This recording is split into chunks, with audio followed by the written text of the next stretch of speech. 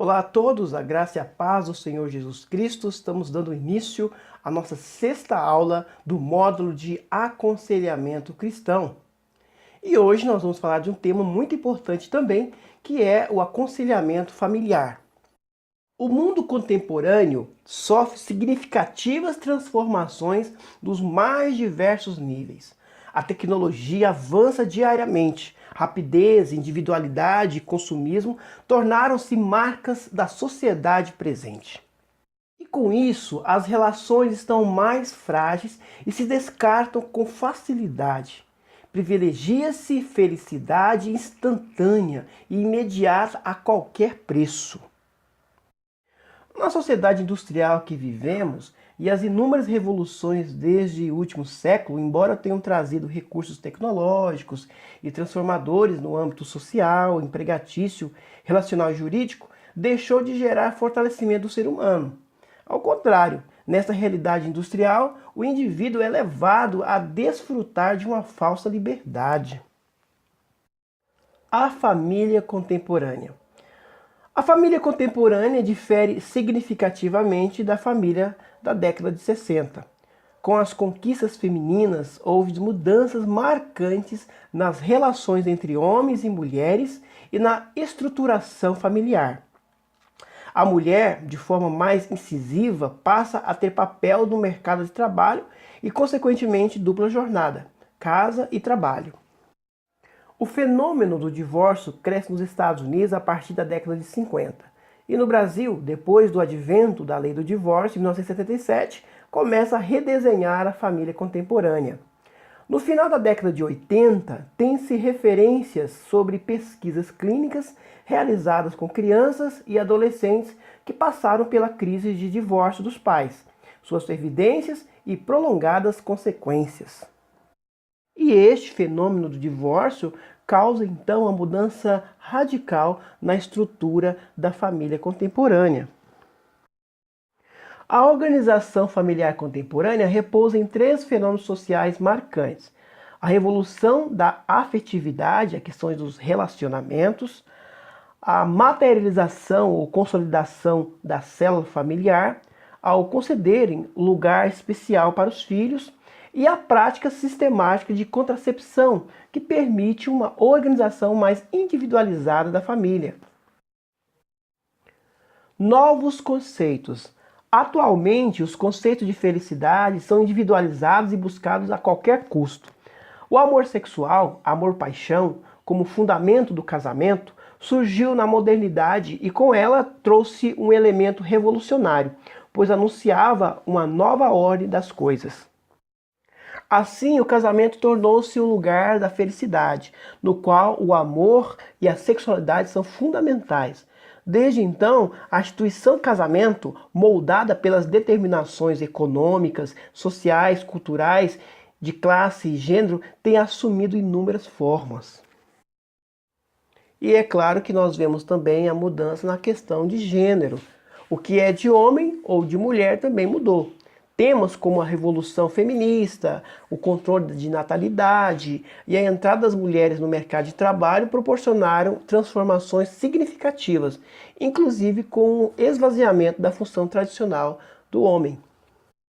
Em dados intrigantes e confirmando o apontamento sobre as tendências propostas, o IBGE demonstra que em metade dos lares brasileiros não mais existe o modelo clássico, pai, mãe e filhos do mesmo casamento. 37,7% das famílias são chefiadas por mulheres sozinhas. E ainda, pesquisas apontam que o número de divórcios triplicou na última década. E o casamento, de papel passado, diminuiu 12%. O que podemos perceber então é que as famílias estão se formando a partir de novas bases. Há um desmembramento do que antes era uma unidade familiar para que se tenha novas modalidades de famílias. A importância da família. O importante para cada pessoa é sentir-se pertencente à família de alguma forma. Sentir-se amada, ainda que não na família ideal. A família tem o papel de acolher seus membros e fazer com que eles aprendam que são únicos e que pertencem a um lar e que estão seguros. Isso pode se dar por meio do convívio diário, nas conversas e na forma de proceder diante das rotinas do dia a dia. Por meio das rotinas, as pessoas podem compreender os valores, as crenças e os ritos de sua família. À medida que as pessoas crescem e se desenvolvem neste ambiente de pertencismo, amplia sua capacidade relacional e afetiva. A afetividade se manifesta por meio das emoções e dos sentimentos. Quanto maior sua capacidade relacional, maior sua segurança, mais espontaneidade e liberdade, sendo que quanto menor a capacidade relacional, maior a ansiedade. E é na infância que esses valores, esses sentimentos são aprendidos. São nos momentos simples, como amamentar, ler uma história, dar um banho, uma festinha da escola, bolo de aniversário, pentear o cabelo, agachar para conversar com a criança, andar de mãos dadas. São nesses momentos que esses sentimentos são transmitidos. Os problemas enfrentados. Problemas conjugais. O conflito no lar é quase universal. Antes do casamento, as pessoas que se amam tendem a enfatizar sua semelhança e negligenciar suas diferenças. Existe quase sempre a crença de que o novo amor será diferente, mas as tensões crescem e aparecem quando duas pessoas vindas de ambientes diversos e com personalidades diferentes começam a viver juntas na mais íntima de todas as relações humanas. Vamos ver então a origem dos problemas conjugais.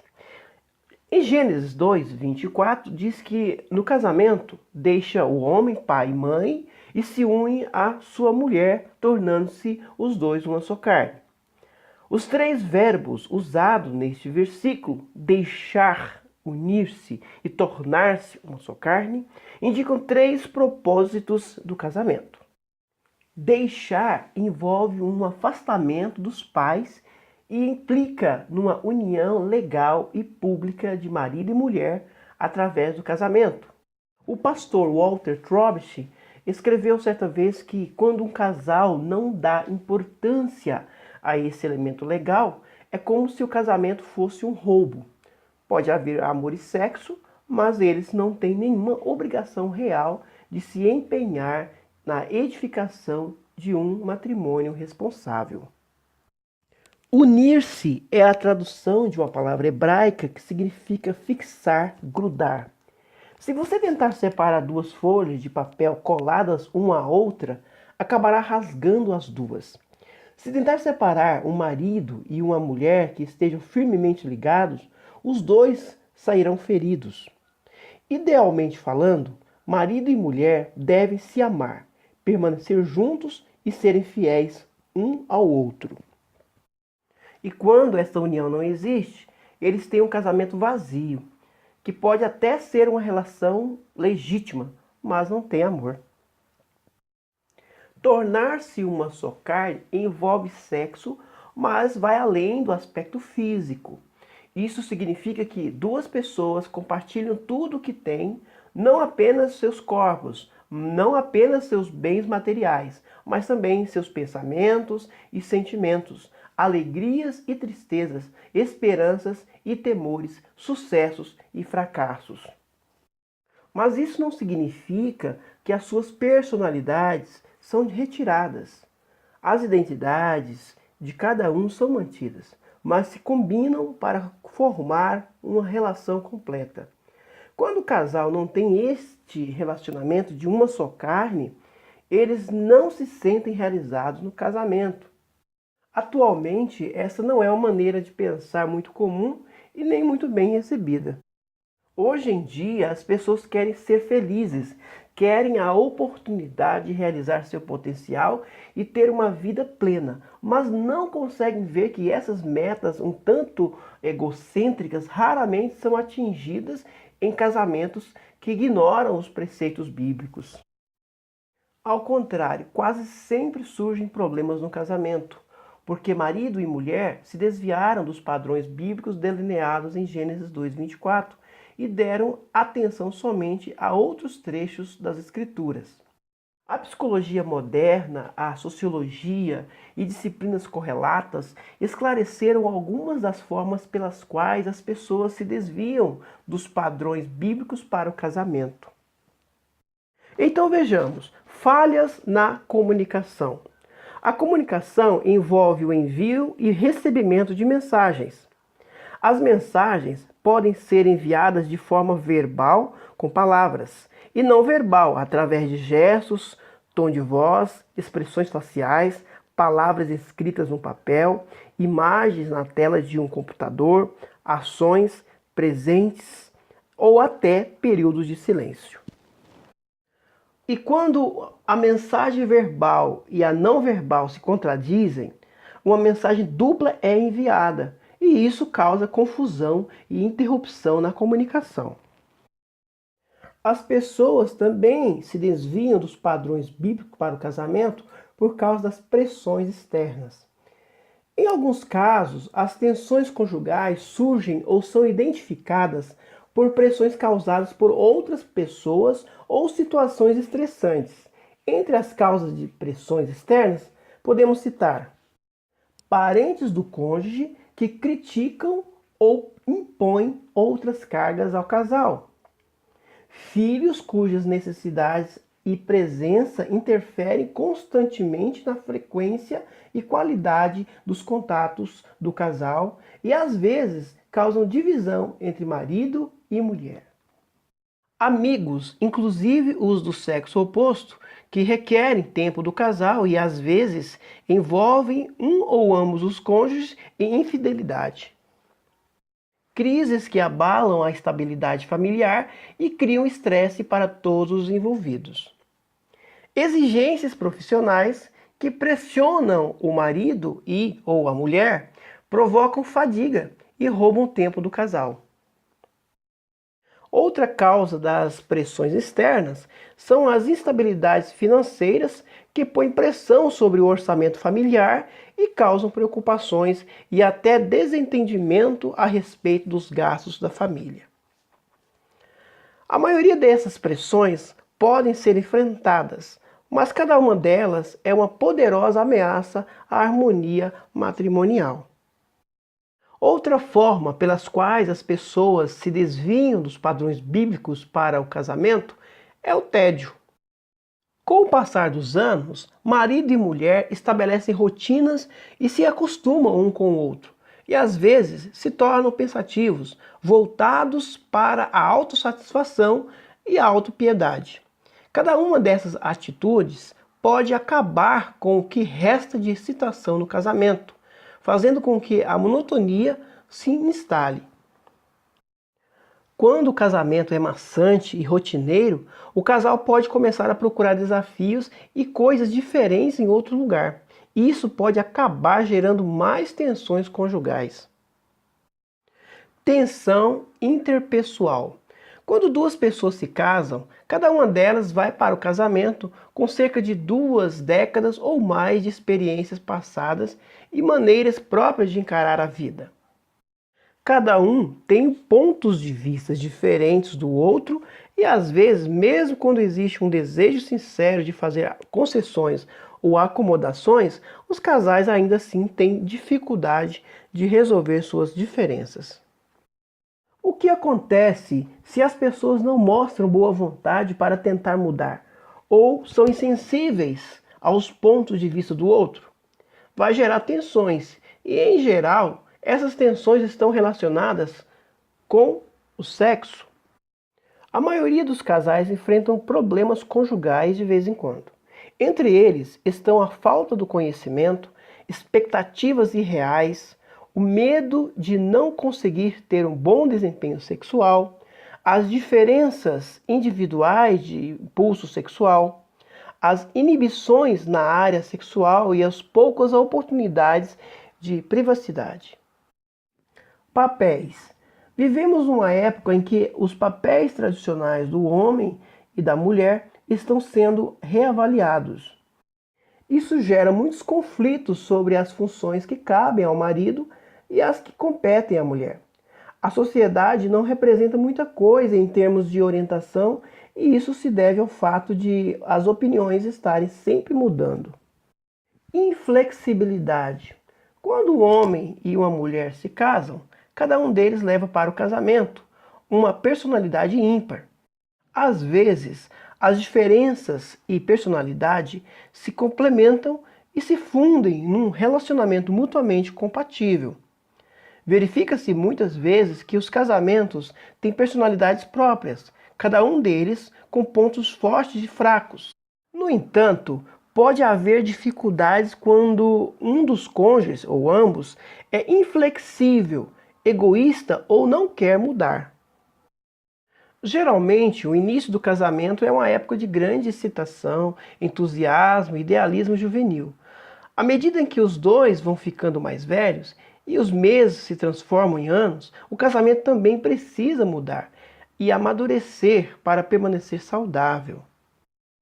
Casamento misto.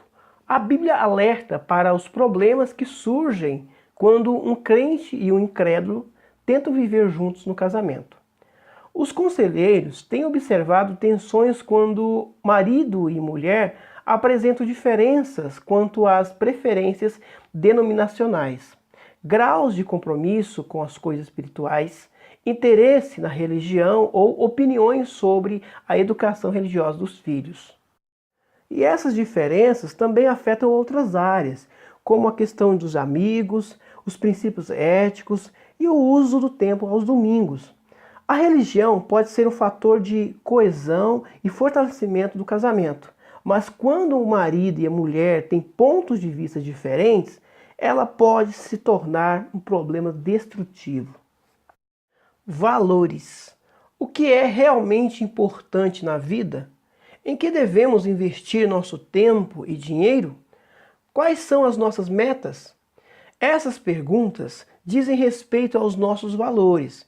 Em geral, quando um casal tem valores semelhantes, o casamento é feliz e vai se tornando cada vez melhor à medida que o tempo passa.